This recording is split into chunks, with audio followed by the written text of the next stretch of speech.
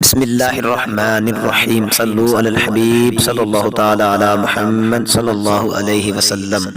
سب سے پہلے تمام مسلمان بھائیوں کو شعبان المعظم کا چاند بہت بہت مبارک ہو۔ شعبان المعظم کا بہت پیارا آسان وظیفہ شیخ طریقت امیر اہل سنت مولانا الیاس عطار قادری اپنی کتاب میں لکھتے ہیں۔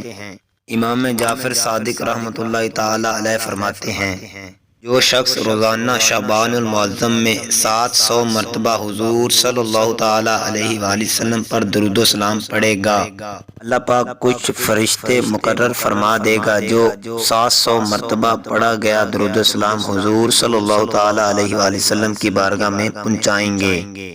اس درود و سلام سے حضور صلی اللہ تعالی علیہ وآلہ وسلم کی روح مبارک خوش ہوگی۔ پھر اللہ تبارک و تعالی ان فرشتوں کو فرمائے گا کہ جس نے درود و سلام پڑھا ہے اس کے لیے قیامت تک دعائے مغفرت کرو۔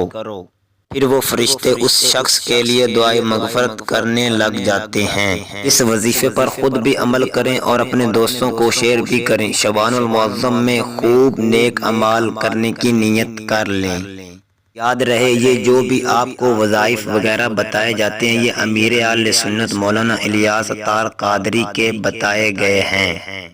نماز روزے کی پابندی کرتے رہیے، مدنی چینل دیکھتے رہیے۔ صلو علی الحبیب صلی اللہ تعالی علی محمد صلی اللہ علیہ وسلم۔